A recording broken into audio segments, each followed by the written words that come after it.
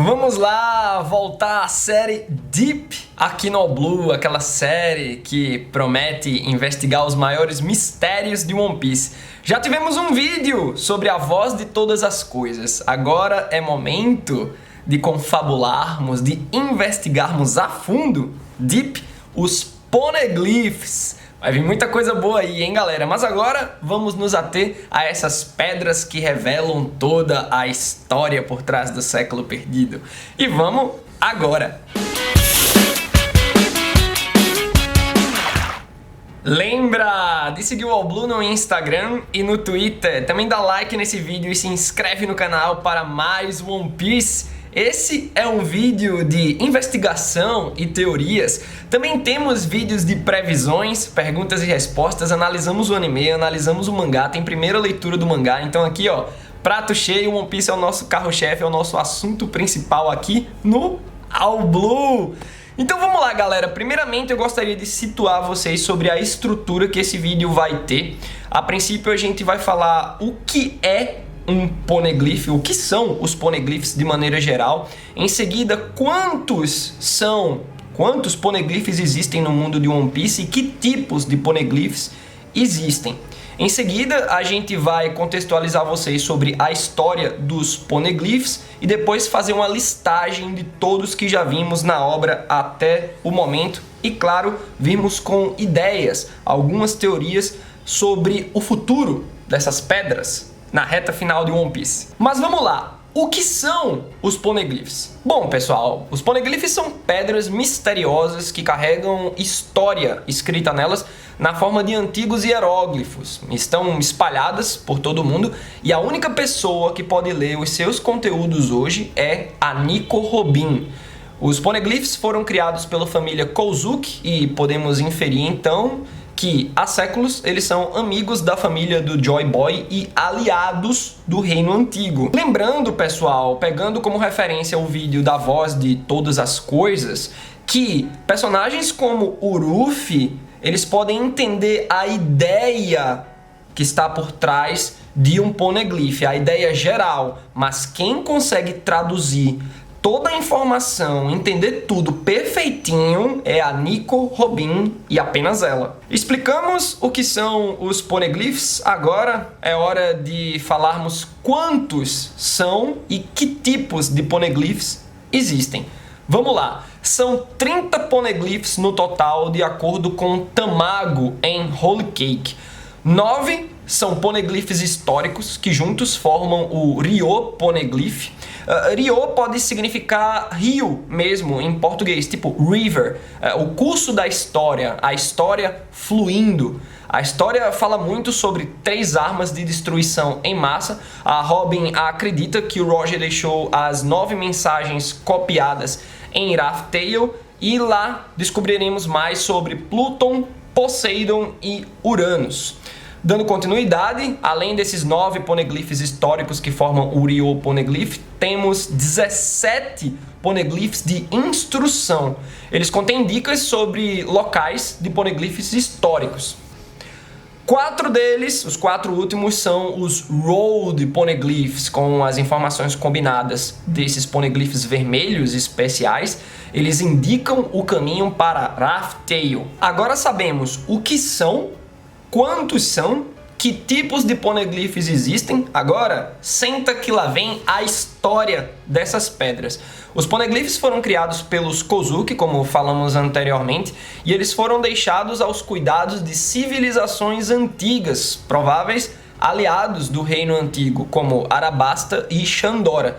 Lembrando que Arabasta, apesar de afiliada ao governo mundial, abdicou do título de Tenryubito, né, quando tiveram a oportunidade de obtê-lo durante o século perdido.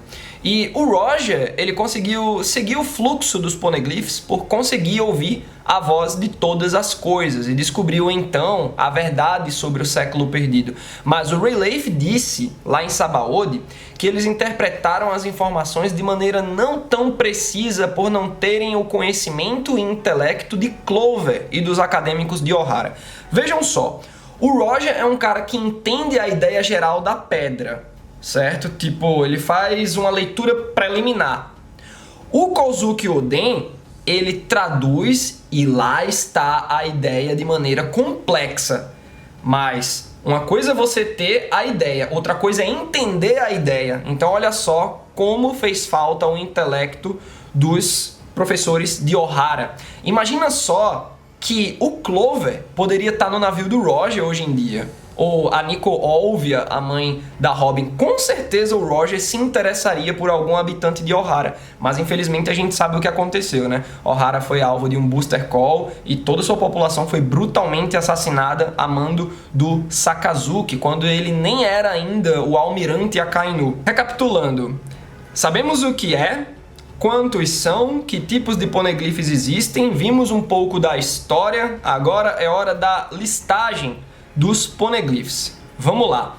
4 dos 9 poneglyphs históricos foram vistos na história de One Piece. Um deles estava em O'Hara, na Árvore da Sabedoria, e nele incluem informações sobre o século perdido, incluindo o nome do reino antigo. Lembrando que Raftail foi como Roger batizou a última ilha. Essa ilha pode ser o reino antigo, que tem outro nome originalmente.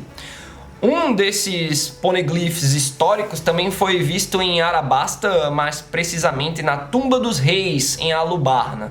E esse poneglyph detalha a localização de Pluton. Os Nefertari escondiam esse poneglyph do governo mundial. Um outro poneglyph histórico está na Ilha dos Homens Peixe, mais precisamente na Floresta Marinha, no reino Ryugu. E diferente dos outros poneglyphs, este aqui carrega um pedido de desculpas de um homem da superfície chamado Joy Boy. Um pedido de desculpas para o povo da Ilha dos Homens Peixe por não ter conseguido voltar à ilha e ter cumprido o propósito de Noah.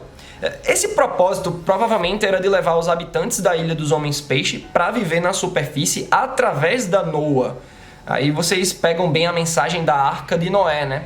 O que deixaria a Ilha dos Homens Peixe um lugar abandonado. E é por isso que Ruffy pode cumprir esse objetivo, já que Shiarley mandou a profecia de que a Ilha dos Homens Peixe seria destruída. Destruída para que seus habitantes possam migrar sem olhar para trás. E ainda um outro poneglyph histórico estava em Skypiea, nas ruínas de Chandora, no Sino Dourado. E esse poneglyph detalha a localização da arma ancestral Poseidon. Apenas um dos 17 poneglyphs de instrução foi visto na história e ele estava nas ruínas de Chandora. Nele tinham informações sobre o poneglyph no Sino Dourado. É muito louco, né, velho? Que um poneglyph indica onde está o outro. Porque eles apenas não resumiram todo o trabalho mandando as informações nos próprios poneglyphs. O mais legal é quando a gente vai listar os Road Poneglyphs, né? Porque os 4 já foram vistos na história. Um Road Poneglyph está em Zou, mais precisamente na Árvore Baleia, e ele sempre esteve lá.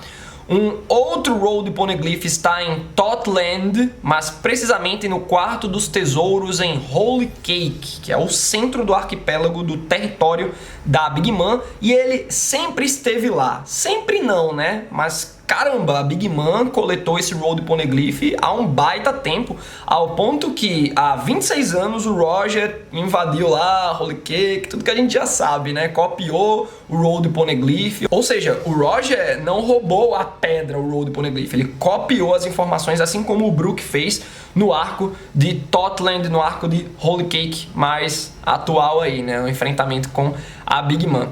Um terceiro Road Poneglyph está hoje em Onigashima, antes estava em Wano, protegido pelos Kozuki, mas agora com os domínios do Kaido.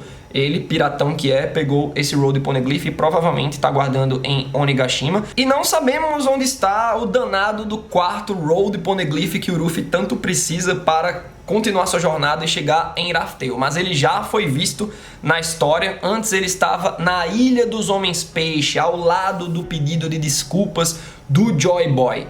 Onde é que vocês acham que está esse danado do quarto Road Poneglyph? Algumas pessoas teorizam que está com o Barba Negra. Algumas pessoas teorizam que está lá naquele bunker congelado do Inn em Marijoa. Outras pessoas acham que esse Road, esse quarto e último Road Poneglyph, está sendo protegido pelo Shanks. Temos alguns outros Poneglyphs mais aleatórios que não sabemos se são parte do Ryo Poneglyph, ou seja, um dos 9 poneglyphs que compõem essa grande história do Reino Antigo, ou se esses poneglyphs aleatórios são de instruções, mas vamos listar eles aqui também. Vimos um poneglyph nas ruínas submarinas, é aquele que o Jimby leva para Big Mom nas suas histórias de capa, certo? E o Brook copiou o conteúdo desse poneglyph. Vimos um outro em Totland, também no Quarto dos Tesouros, em Holy Cake, e o Brook também copiou.